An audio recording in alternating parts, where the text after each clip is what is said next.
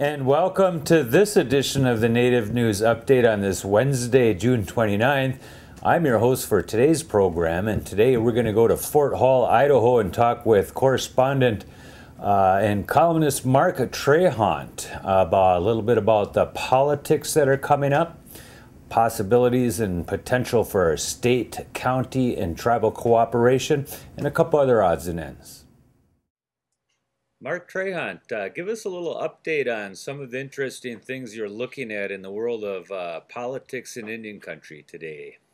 Okay, I've been really hitting hard a theme that we're entering this new era of constriction. And I've written a lot about how that's going to cause all sorts of problems. This week, I wrote about how it might be an opportunity, how tribes could actually take this and reframe negotiations, especially with counties, but with states, and to kind of reframe the relationship locally. Here in Idaho, we have a situation where the tribe, or the county rather, has decided to zone on the reservation. It's going to create enormous headaches.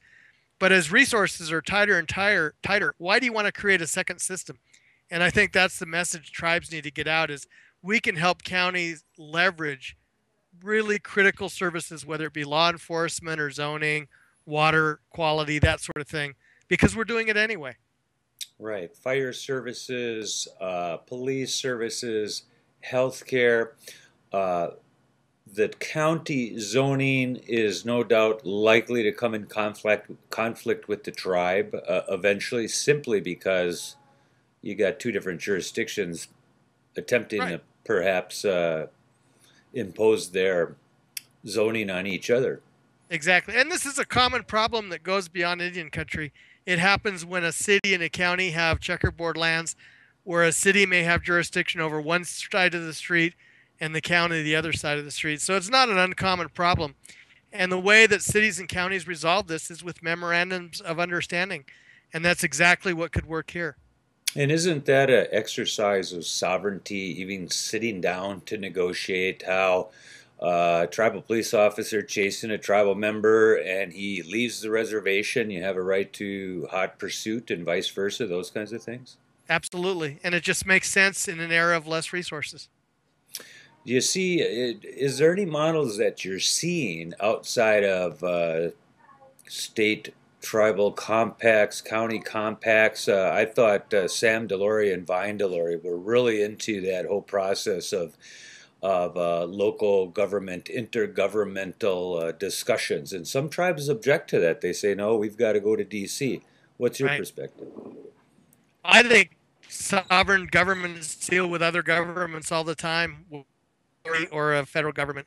The federal government's too big to make this work. And so if you only want to deal with D.C., you're basically limiting yourself. Sam Delory did a great project on tribal-state relations over the years. And about 10 years ago, they got some real truck. There's an interesting story about that.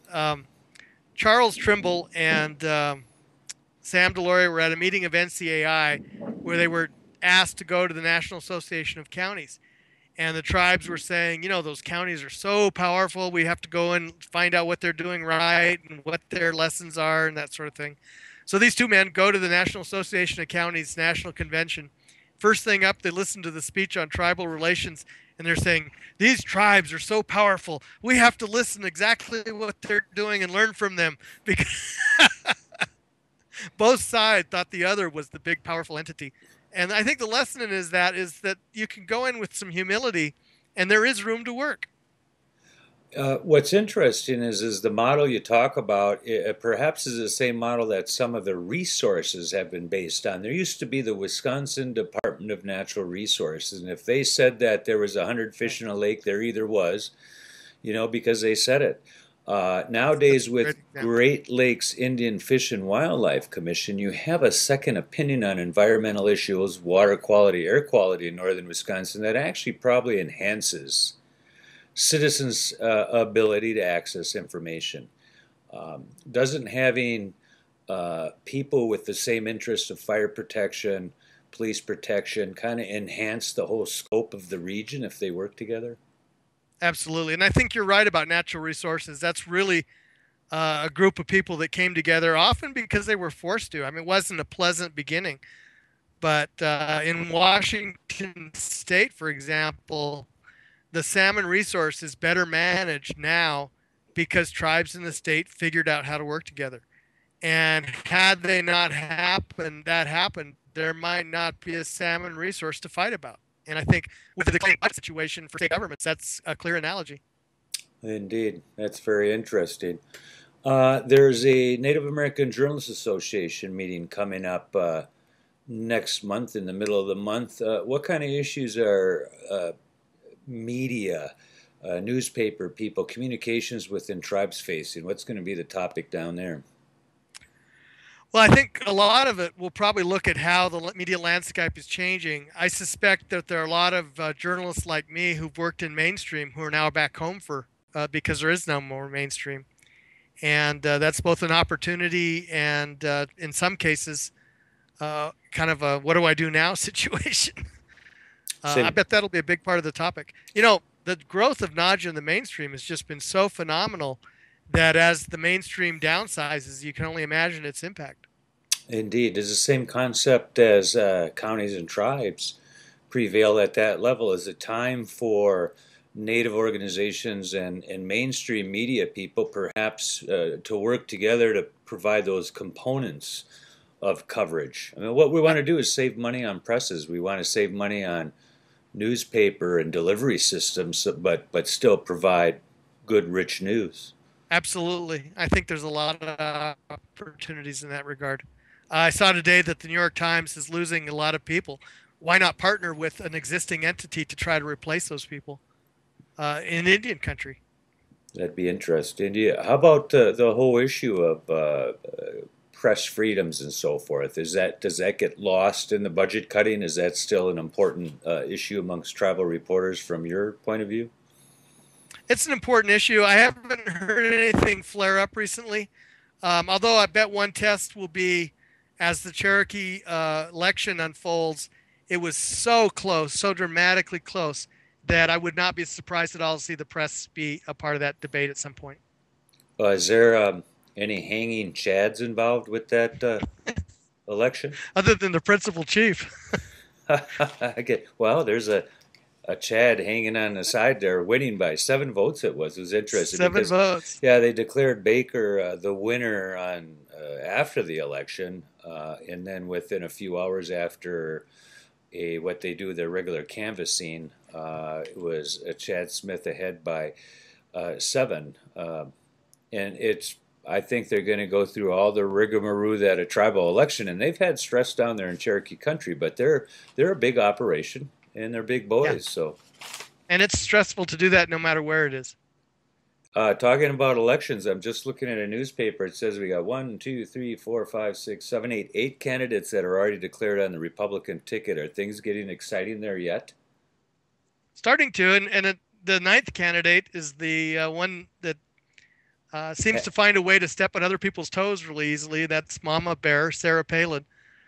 So we'll see where she goes. It sounds like, again, you never know because it changes whichever direction the wind is blowing. But today's wind sounds like she might try to run. That's interesting. The one unannounced, we got Newt Gingrich, Ron Paul, Herman Cain, Tim Pawlenty from Minnesota, Mitt Romney, Rick Santorum, John Huntsman, which I hadn't heard a whole lot about, and Michelle Bachmann over in Minnesota too. So we've got a couple candidates. So we got 2 candidates coming out of Minnesota. Yeah. Unless something changes of that list, only 2 of them are really viable. And in your opinion, which 2 are those? Mitt Romney and Michelle Bachmann seem to be getting their constituents together for the Republican primary, which is very conservative. John Huntsman had very good relations with tribes around here, and a lot of people think highly of him. But I just don't see him getting the kind of political support to win a Republican primary. We got people leaning on this. At once, it seemed like Gingrich was trying to carve out some middle ground on things, and then he had to step back, and then half of his staff left, and then a few other people left. Start and stop. Other candidates have survived the start and stop of campaigns. Geez, this is a long time before the first primary. When is the Iowa primary? Well, the first one would be the Iowa caucuses, and they're this winter. right after the first of the year.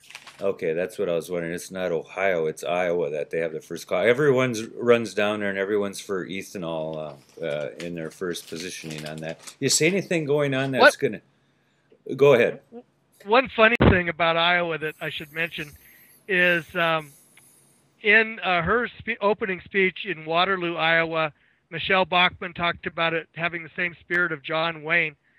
And they're making great fun of her about how she was wrong about where John Wayne lived. He was in another part of Iowa, but it was indeed the hometown of mass murderer John Wayne Gacy.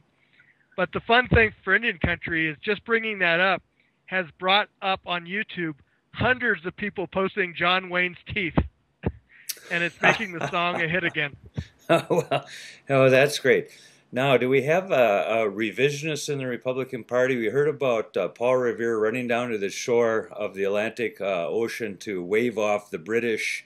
Sean Duffy up here says the only thing the Constitution guarantees is life, liberty, and the pursuit of happiness, which happens to be in the Declaration of Independence. And maybe John Wayne's Teeth, the song there from Smoke Signals, was it? Right. Will carry the day. I have mixed feelings on constitutions. Yeah. On one hand, I love the idea of the sanctity of the treaties and how that is incorporated into the governing documents. On the other hand, I think we have a broken governance system, and it's one that the Constitution is partly responsible for. Indeed. The Constitution and the whole principles of democracy, not capitalism, principles of democracy, is fairly in its infancy yet. After 200 and some years, there's a lot of things that are untested. Some people say it's the perfect system, but we see the situation where people are shut out from voting for particular reasons and exercising capabilities. Washington, D.C. doesn't even have representatives. There's no ability to gauge that plurality vote, which some people are pushing in places where you have your first choice and your second choice to create that broad coalition in the center. You see any debate on any of this stuff coming up? Not in this cycle. There's too much angst right now for that sort of discussion. I'd like to see it. Are they going to pass some legislation to increase the debt ceiling, or are we going to default in another 4 weeks? Yeah, that's a good one to watch. And it really is less than that because they need time to write the legislation. And the more complex way they come up with a deal requires more time to actually write something. So it's going to be touch and go. I saw a study that for every 1 point interest rates go up because of the debt ceiling not being resolved, it could cost the Treasury something like $250 million a year. Brinkmanship, politics right to the brink of things. Where can we find your weekly column if people want to look at it? It's always available at marktrahant.com.